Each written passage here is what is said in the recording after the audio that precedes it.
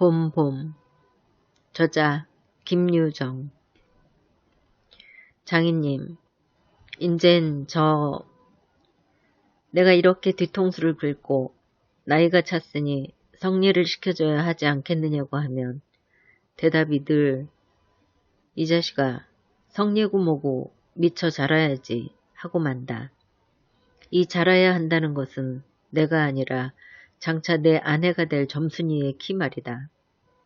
내가 여기에 와서 돈 한 푼 안 받고 일하기를 3년 하고 꼬박이 7달 동안을 했다.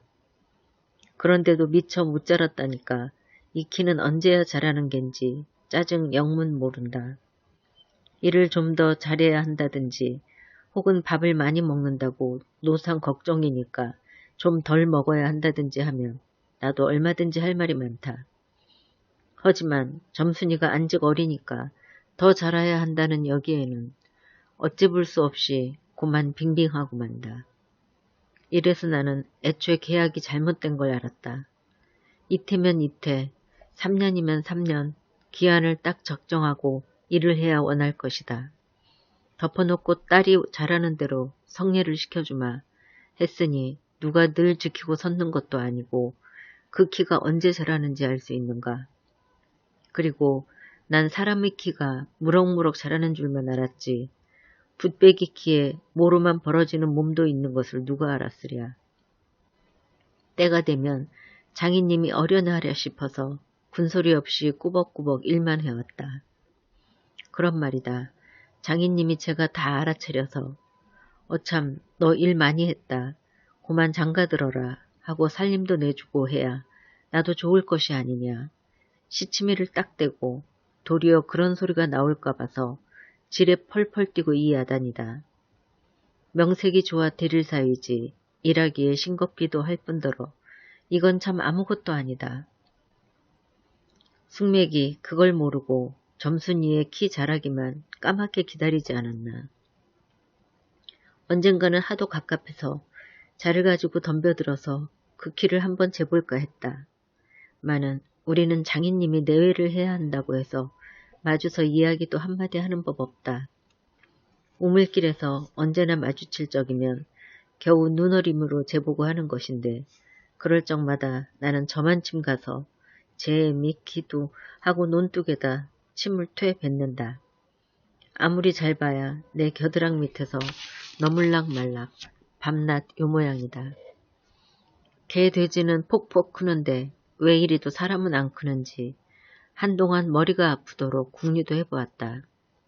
아하, 물동이를 잡고 이니까 뼈다귀가 옴추라드나 보다 하고 내가 넌짓이 그물을 대신 길어도 주었다. 뿐만 아니라 나무를 하러 가면 선앙당에 돌을 올려놓고 점순이의 키 좀 크게 해줍소사. 그러면 다맨 떡 갖다 놓고 고사 드립조니까 하고 치성도 한두 번 드린 것이 아니다. 어떻게 대목은 킨지 이래도 막무가내니. 그래 내 어저께 싸운 것이지 결코 장인님이 밉다든가 해서가 아니다. 뭐를 붙다가 가만히 생각을 해보니까 또 싱겁다. 이 벼가 자라서 점순이가 먹고 좀 큰다면 모르지만 그렇지도 못한 걸 내 심어서 뭘 하는 거냐. 해마다 앞으로 쭉 거불지는 장인님의 아랫배를 불리기 위하여 심건 조금도 심지 않다. 아이고 배야. 난 뭘 붙다 말고 배를 쓰다듬으면서 그대로 논둑으로 기어올랐다. 그리고 겨드랑이에 꼈던 벼 담긴 키를 그냥 땅바닥에 털썩 떨어치며 나도 털썩 주저앉았다.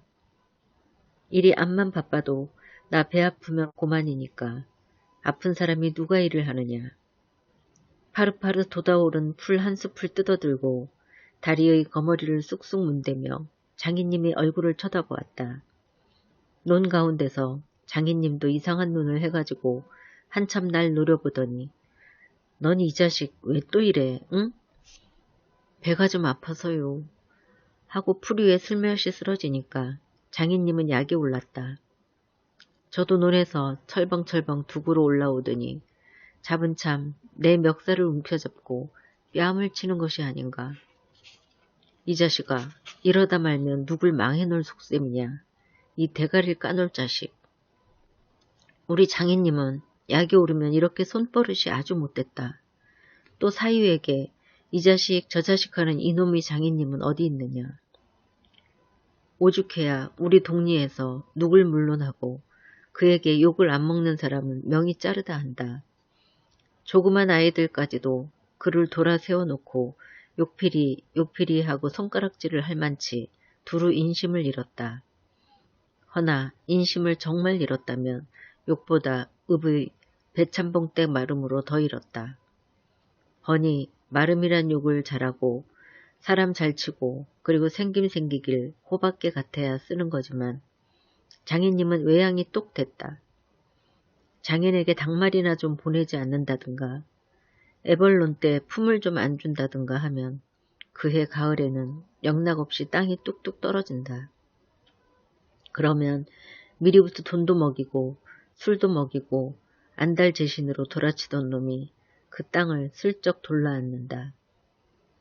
이 바람에 장인님 집 외양간에는 눈깔 커다란 황소 한 놈이 절로 엉금엉금 기어들고 동네 사람들은 그 욕을 다 먹어가면서도 그래도 굽실굽실 하는 게 아닌가.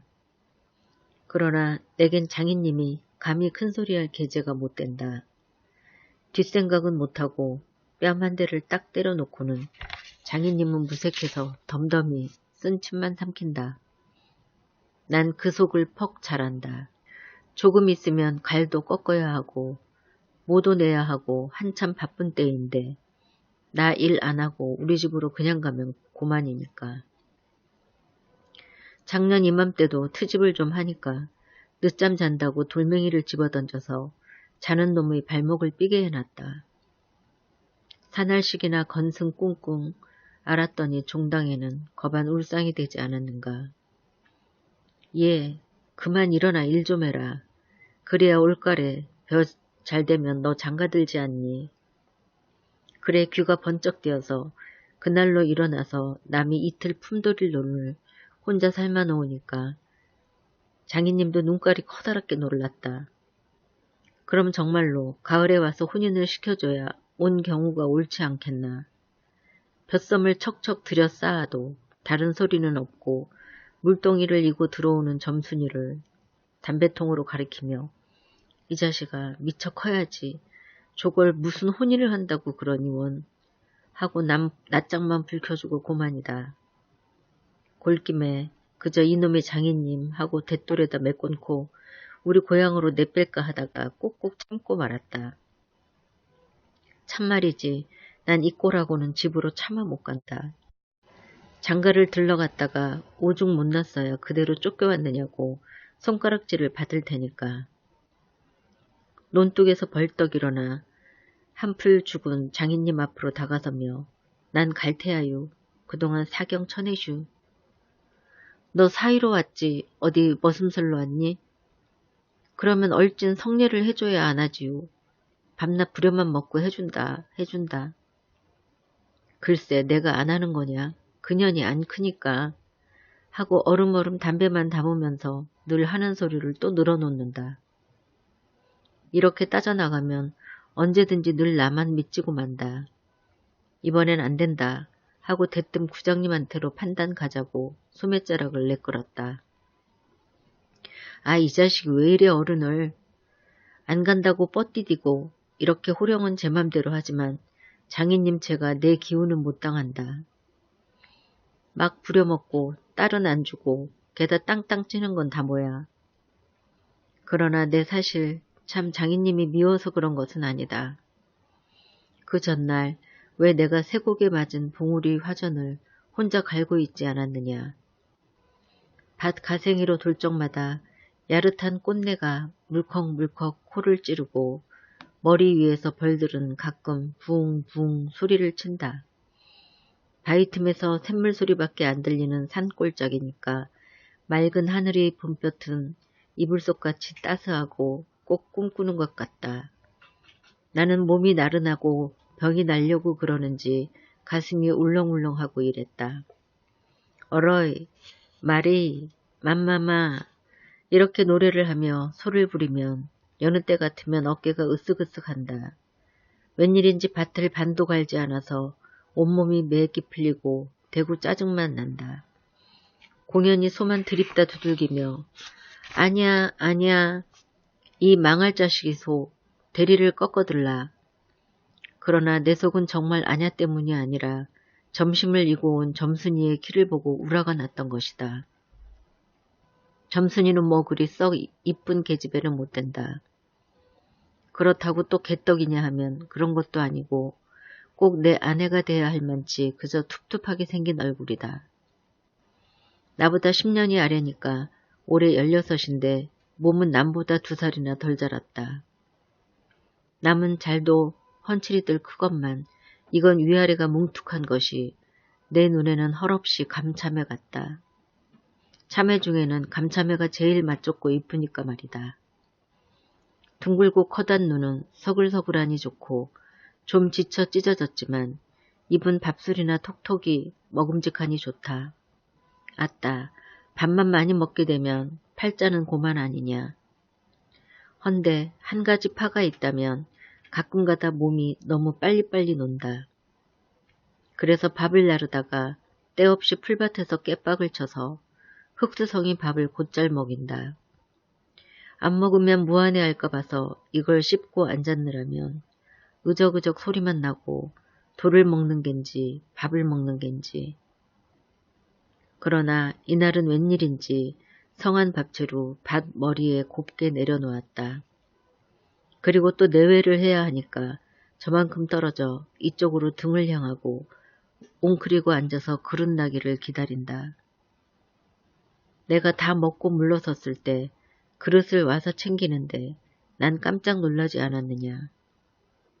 고개를 푹 숙이고 밥 함지에 그릇을 포개면서 날더러 들으라는지 혹은 제 소린지 밤낮 일만 하다 말 텐가 하고 혼자서 쫑알거린다.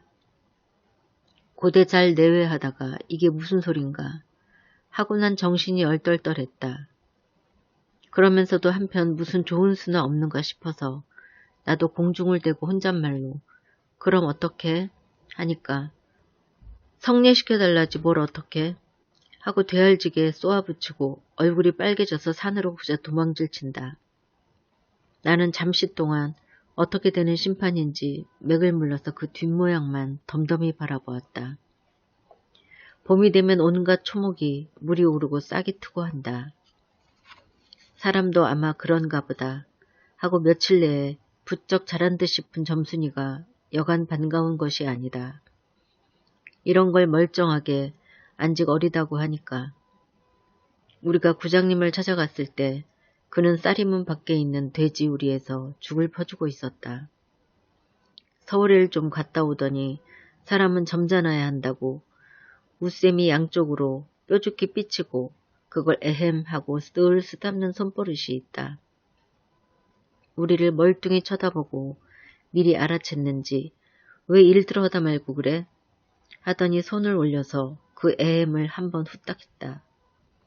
구장님, 우리 장인님과 춤에 계약하기를. 먼저 덤비는 장인님을 뒤로 떠다밀고 내가 허둥지둥 달겨들다가 가만히 생각하고 아니 우리 빙장님과 춤에 하고 첫 번부터 다시 말을 고쳤다. 장인님은 빙장님 해야 좋아하고 밖에 나와서 장인님 하면 괜스리 골을 내려고 든다. 뱀도 뱀이래야 좋으냐고 창피스러우니 남 듣는 데는 제발 빙장님, 빙모님 하라고 일상 당 조심을 받아오면서 난 그것도 잡고 있는다. 당장도 장인님 하다 옆에서 내 발등을 꼭 밟고 곁눈질을 흘기는 바람에야 겨우 알았지만 구장님도 내 이야기를 자세히 듣더니 퍽 딱한 모양이었다. 하기야 구장님뿐만 아니라 누구든지 다 그럴 게다. 길게 길러둔 새끼 손톱으로 코를 후벼서 저리 탁 튀기며 그럼 봉필씨 얼른 성례를 시켜주구려. 그렇게까지 제가 하고 싶다는 걸 하고 내 짐작대로 말했다. 그러나 이 말에 장인님이 삿대질로 눈을 부라리고 아 성례고 뭐고 계집애년이 미처 자라야 할 게 아닌가 하니까 고만 멀수룩해서 입맛만 쩍쩍 다실 뿐이 아닌가. 그것도 그래. 그래 거진 4년 동안에도 안 자랐다니 그 킨 언제 자라지요? 다 그만두고 사격 내슈. 글쎄 이 자식아, 내가 크질 말라고 그랬니? 왜 날 보고 떼냐? 빅모님은 참새만한 것이 그럼 어떻게 엘 낳지요? 장인님은 이 말을 듣고 껄껄 웃더니 코를 푸는 척하고 날 은근히 골리려고 팔꿈치로 옆 갈비뼈를 퍽 치는 것이다. 더럽다. 나도 종아리 파리를 쫓는 척하고 허리를 구부리며 그 궁둥이를 콱 때밀었다. 장인님은 앞으로 우찔근하고 쌀이 문개로 쓰러질 듯하다 몸을 바로 고치더니 눈총을 몹시 쏘았다. 이런 쌍년의 자식 하군 싶으나 남의 앞이라니 차마 못하고 섰는 그 꼴이 보기에 퍽 쟁그러웠다. 그러나 이 밖에는 별반 신통한 규정을 얻지 못하고 도로 논으로 돌아와서 물을 부었다. 왜냐면 장인님이 뭐라고 귓속말로 수근수근 하고 간 뒤다. 구장님이 날 위해서 조용히 데리고 아래와 같이 일러주었기 때문이다. 자네 말도 하기야 옳지. 나이 찼으니까 아들이 급하다는 게 잘못된 말은 아니야. 하지만 농사가 한창 바쁜 때 일을 안 한다든가 집으로 달아난다든가 하면 손해죄로 그것도 징역을 가거든. 왜 요전에 산포말서 산에 물 좀 놓았다고 징역 간 거 못 봤나? 제 산에 불을 놓아도 징역을 가는 이때인데 남의 농사를 버려두니 죄가 얼마나 더 중한가. 그리고 자넨 정장을 간대지만 그러면 괜시리 죄를 들쓰고 들어가는 걸세. 또 결혼도 그렇지. 법률에 성년이란 게 있는데 21가 돼야지 비로소 결혼을 할 수가 있는 걸세. 자넨 물론 아들이 늦을 걸 염려하지만 점순이로 말하면 이제 겨우 16이 아닌가. 그렇지만 아까 빙장님의 말씀이 올가래는 열일을 젖히고라도 성례를 시켜주겠다 하시니 좀 고마울 겐가. 빨리 가서 뭐 붙든 거나 마저 붙게. 군소리 말고 어서 가. 그래서 오늘 아침까지 끽소리 없이 왔다. 장인님과 내가 싸운 것은 지금 생각하면 전혀 뜻밖의 일이라 안 할 수 없다. 장인님으로 말하면 요즘 막 자긴들에게 행세를 좀 하고 싶다고 해서 돈 있으면 양반이지 별게 있느냐 하고 일부러 아랫배를 쑥 내밀고 걸음도 뒤틀리게 걷고 하는 이 판이다. 이까진 낯좀 두들기다 남의 땅을 가지고 모처럼 닦아놓았던 가문을 망친다든가 할 어른이 아니다. 또 나로 논지면 아무쪼록 잘 베서 점순이에게 얼른 장가를 들어야 하지 않느냐. 이렇게 말하자면 결국 어젯밤 뭉태네 집에 맛을 간 것이 썩 나빴다. 낮에 구장님 앞에서 장인님과 내가 싸운 것을 어떻게 알았는지 대구 빈정거리는 것이 아닌가. 그래 맞고도 그걸 가만둬? 그럼 어떡하니? 임마 봉피를 모판에다 거꾸로 박아놓지 뭘 어떡해? 하고 괜히 내 대신 화를 내가지고 주먹질을 하다 등장까지 쳤다. 놈이 버니 골가루는 하지만 그래놓고 날더러 석유값을 물라고 막 찌다우를 붙는다. 난 어안이 벙벙해서 잠자코 앉았느니까 저만 연신짓거리는 소리가 밤낮 일만 해주고 있을 테냐? 영득이는 1년을 살고도 장갈 들었는데 넌 4년이나 살고도 더 살아야 해? 네가 세 번째 사유인 줄이나 아니? 세 번째 사유. 남의 일이라도 분하다 이 자식아. 우물에가 빠져 죽어. 나중에는 겨우 손톱으로 목을 따라고까지 하고 제 아들같이 함부로 훅딱이었다. 별이 별 소리를 다해서 그대로 옮길 수는 없으나 그 줄거리는 이렇다. 우리 장인님 딸이 셋이 있는데 맏딸은 재작년 가을에 시집을 갔다. 정말은 시집을 간 것이 아니라 그 딸도 대릴 사회를 해가지고 있다가 내보냈다. 그런데 딸이 10살 때부터 19, 즉 10년 동안에 대릴 사위를 갈아들이기를 동리에선 사위부자라고 이름이 났지만은 연놈이란 참 너무 많다. 장인님이 아들은 없고 딸만 있는 고로 그 다음 딸을 대릴 사위를 해올 때까지는 부려먹지 않으면 안 된다. 물론 머슴을 두면 좋지만 그건 돈이 드니까 일 잘하는 놈을 고르느라고 연방 바꿔드렸다. 또 한편 놈들이 욕만 줄창 퍼붓고 심술도 부려먹으니까 베리상에서 달아나기도 했겠지. 점순이는 둘째 딸인데 내가 일테면 그 세 번째 대릴 사이로 들어온 셈이다. 내 담으로 네 번째 놈이 들어올 것을 내가 일도 잘하고 그리고 사람이 좀 어수룩하니까 장인님이 잔뜩 붙들고 놓질 않는다. 셋째 딸이 인제 6살, 적어도 10살은 돼야 대릴 사위를 할 테므로 그동안은 죽도록 부려먹어야 된다. 그러니 인제는 속 좀 차리고 장가를 들여달라고 떼를 쓰고 나자빠져라 이것이다. 나는 겉으로 엉엉하며 귓등으로 들었다. 뭉태는 땅을 얻어붙이다가 떨어진 뒤로는 장인님만 보면 공연히 못 먹어서 으름거린다. 그것도 장인님이 져달라고 할 적에 제 집에서 위한다는 그 감투를 선뜻 주었다면 그럴 리도 없었던 걸. 그러나 나는 뭉태란 놈의 말을 전수히 고지 듣지 않았다. 꼭 고지 들었다면 간밤에 와서 장인님과 싸웠지 무사히 있었을 리가 없지 않은가. 그리면 딸에게까지 인심을 잃은 장인님이 혼자 나빴다.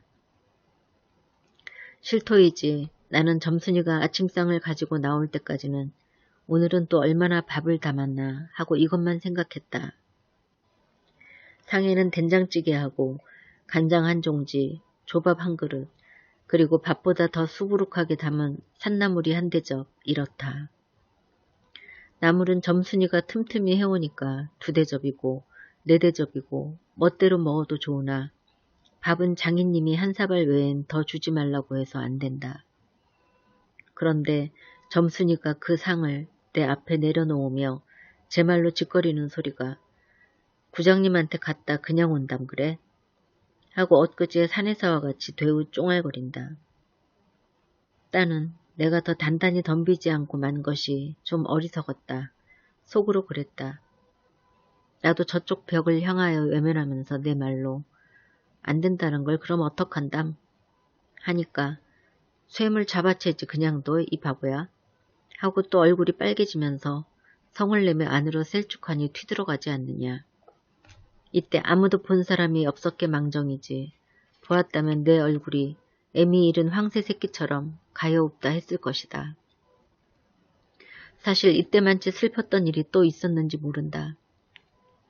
다른 사람은 암만 못생겼다 해도 괜찮지만 내 아내들 점순이가 병신으로 본다면 참 신세는 따분하다.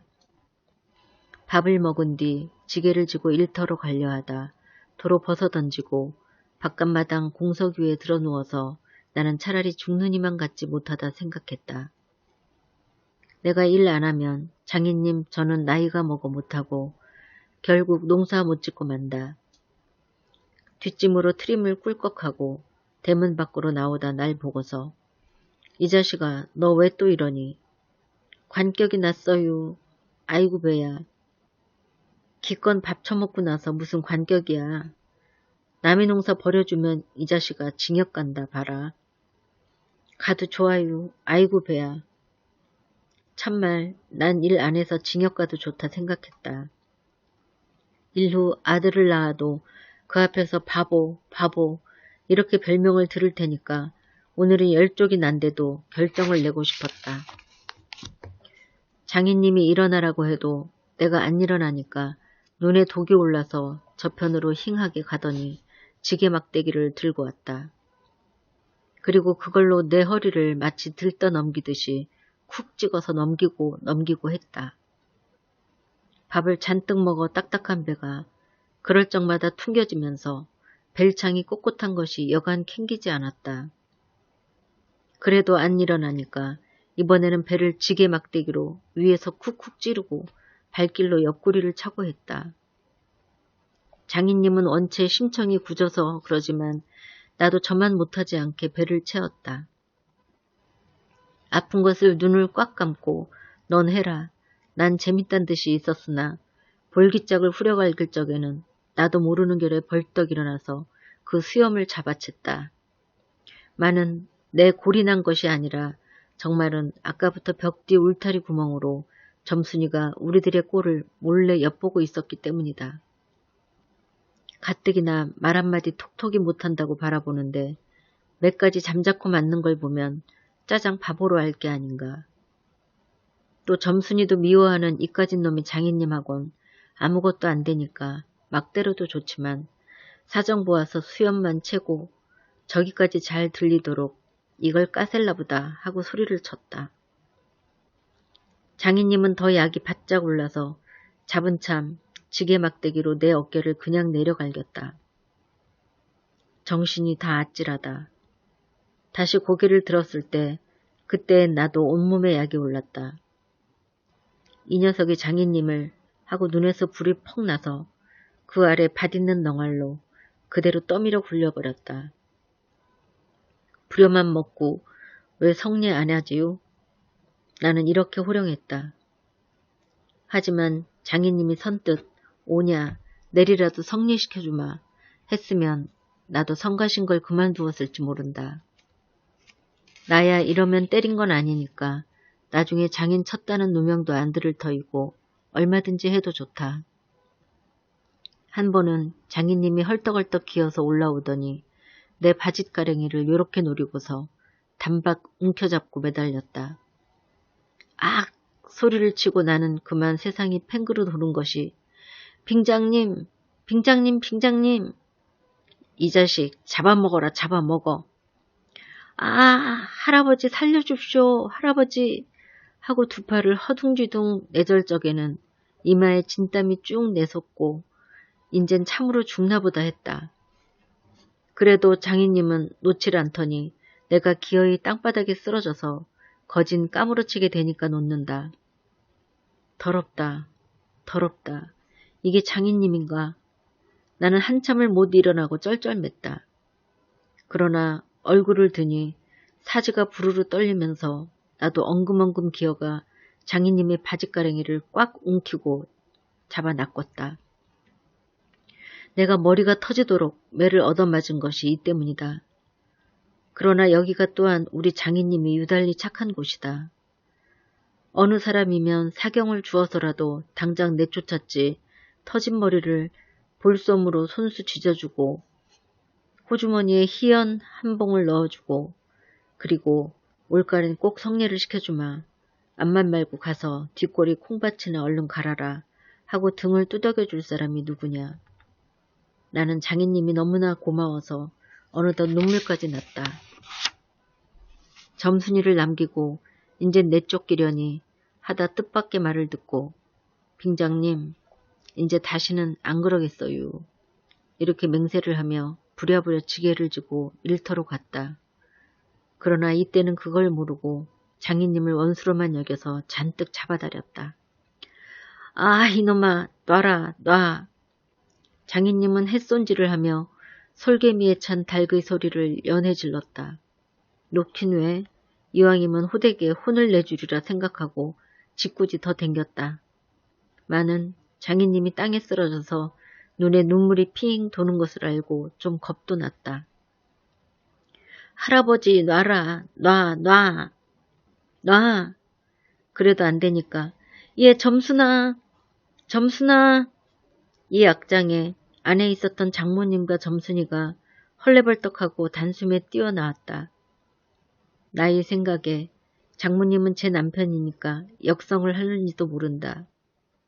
그러나 점순이는 내 편을 들어서 속으로 고수해서 하겠지. 대체 이게 웬 속인지 아버지를 혼내주기는 제가 내려놓고 이제 와서는 달겨들며 에그머니 이 망할 게 아버지 죽이네 하고 내 귀를 뒤로 잡아당기며 마냥 우는 것이 아니냐. 그만 여기에 기운이 탁 꺾여 나는 얼빠진 등신이 되고 말았다. 장모님도 덤벼들어 한쪽 귀마저 뒤로 잡아채면서 또 우는 것이다. 이렇게 꼼짝도 못하게 해놓고 장인님은 지게 막대기를 들어서 사뭇 내려 조겼다. 그러나 나는 구태여 피하려지도 않고 암만 해도 그 속 알 수 없는 점순이의 얼굴만 멀거니 들여다보았다. 이 자식 장인 입에서 할아버지 소리가 나오도록 해?